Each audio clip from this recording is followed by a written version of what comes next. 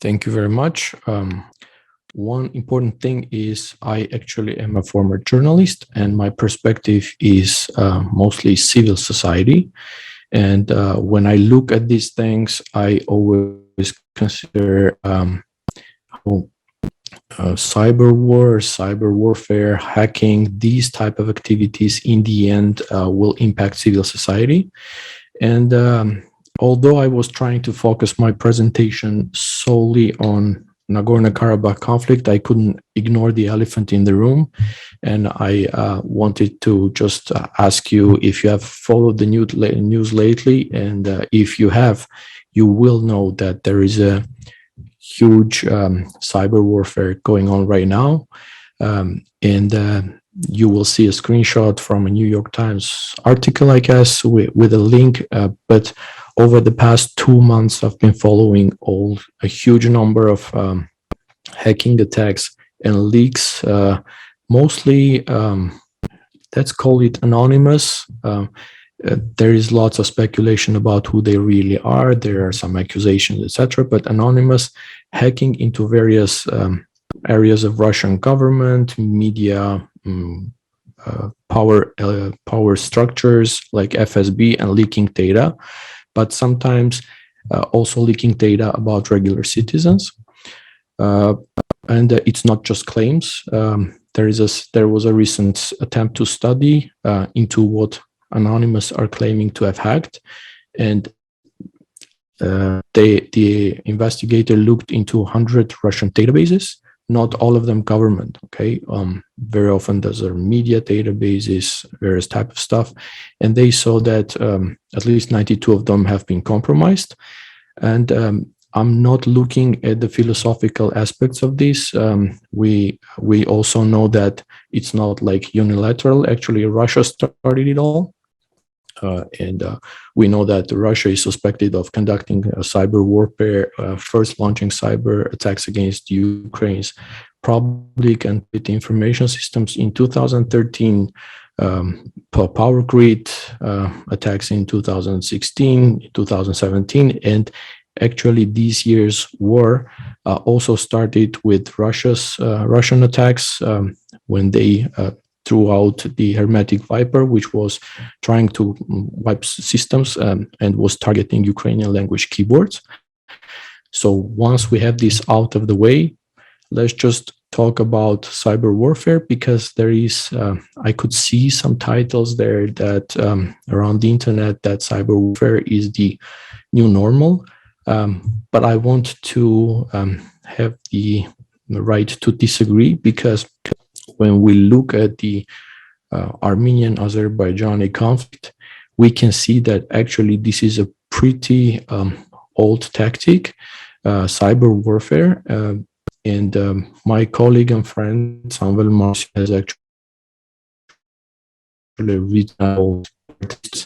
But if you look at it closely, it's actually a history of how since the late 90s, Armenian and Azerbaijani technology specialists, hackers, supporters were trying to hack each other. So for the Armenian-Azerbaijani context, this has been going on for at least two decades, which is an astonishing thing to consider. Now, we know that in 2020, there were the two escalations, one in July when there were shorter clashes in northern region of Armenia, and then starting from September 2020, there was a 44-day war in Nagorno-Karabakh. And again, leaving the war part apart, I've actually collected some attacks, some data of attacks which were not targeted at military structures, but at specifically Armenian public infrastructure or civilian infrastructure or NGOs. And I wanted to quickly cite this to you. Actually, I've written a bigger article where we have most of those leaks, where it also includes like military personnel leaks, etc. But I've specifically picked some of those which are just civilian cases, because I consider that an important thing to separate from the whole difference. Okay, so we can see we had leaks and publications of personal data of Armenian citizens, 3,000 who were COVID patients or contacted with people who were COVID patients. These were very highly personally identifiable information. This also included family members, addresses, passport data, etc. Then we had another one, just personal data from regional self-government unions. On July, we had hundreds of passport data, and then we had a huge publication in August of the Armenian government's main vSphere installation. It was not a publication of data per se, but it was a screenshot which claimed that they had data. And then we will see in the next slide that actually a lot of it was true. We also had publication of data and hacked data from Armenian Ministry of Transport, IT and Communication. A lot of it was bids, tenders, contracts, employees, this type of stuff. We also had a huge dump of official Armenian documents published on a specifically crafted website. So the Azerbaijani hackers in the past used to hack in various independent forums, etc. But in 2020, they had so many hacks and so many leaks that they also created the whole website called ArmDocs, where they would publish some of this leaked data, not some of it, a lot of this leaked data. It's actually, even now it's there, but I can see that some of this data is being taken off. I have, just for verification purposes, downloaded some of that data, looked into it in a safe box, not to accidentally get hacked myself. A lot of it is verifiable and true. There are, I don't know if you can see it. For example, there is a phone database of 2.5 million Armenian mobile phone numbers.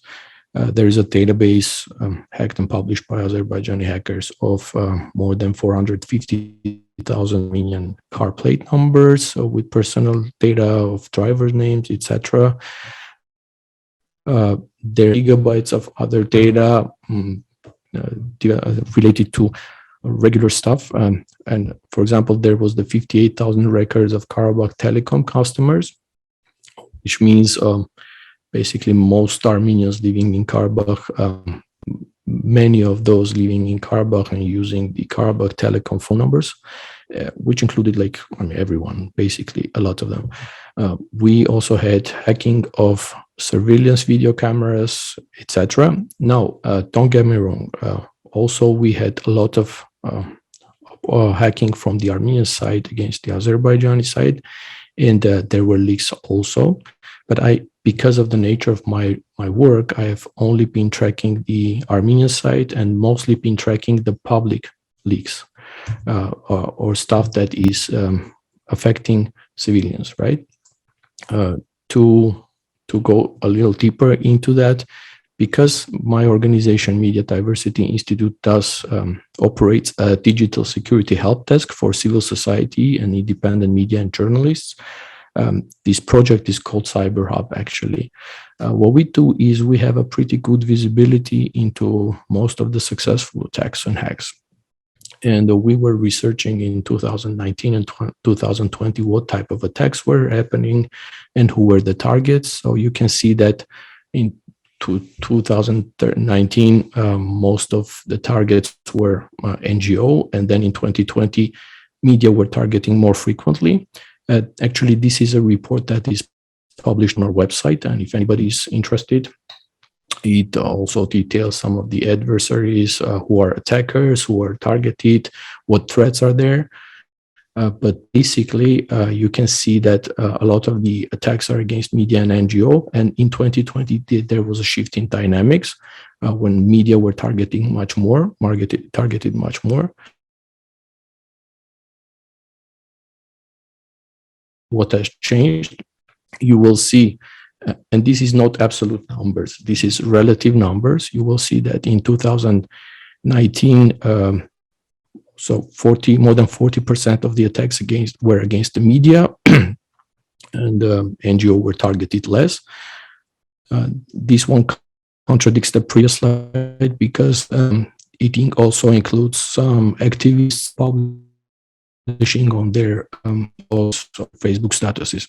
We had a bigger spike in 2020. And then after what happened with the data leaks, we noticed that actually the tracking attacks continued, but the number remained very high against the civil society. There is an important point I want to make. I've been looking into this aspect from the humanitarian perspective because I looked at international humanitarian law and armed conflict context, and there is no specific mention of cyber warfare or computer attacks in the Geneva Conventions. However, the conventions are formulated in a way that there is no, it doesn't mean that future weapons, for example, cyber weapons, cannot be included in it. Actually, they do cover also cyber weapons and cyber attacks. And actually, the main point in the law is that such attacks must not be indiscriminate. They must distinguish between military targets and civilians and make sure that those are proportionate and justified by military gain.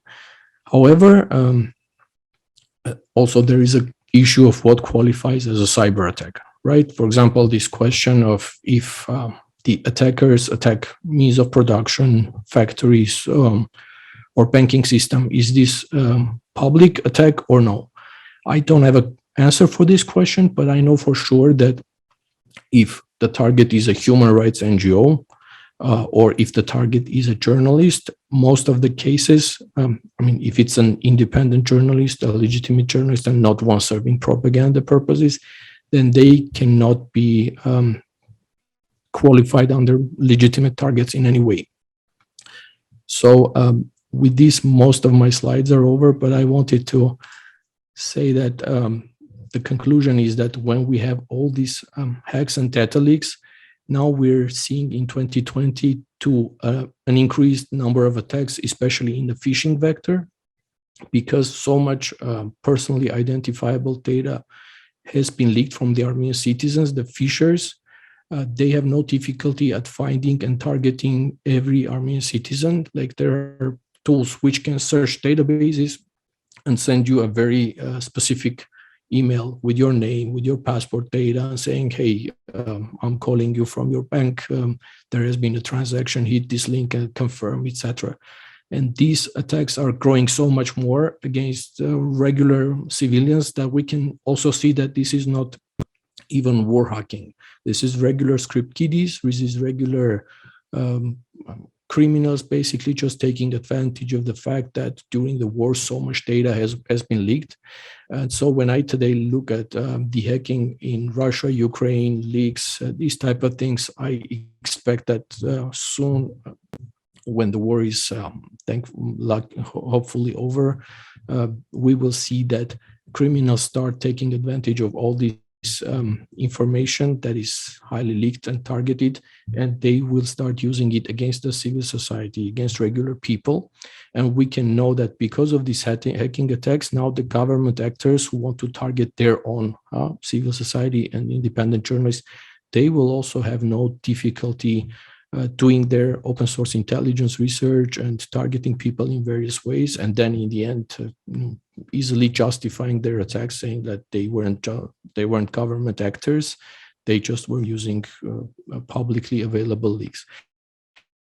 Because of all this, I'm really preparing for new wave of attacks, and really sad with this situation. So I wanted to share this with you, and maybe this is an opportunity to ask some questions as answers. We have more data, but much of it is, because of its nature, is not closed and I cannot publish. We will soon publicize a new research about specific attacks that we feel are phishing related and could have come because of the war leaks. Basically, you have been warned, and this indiscriminate hacking is in the end going to result in more trouble.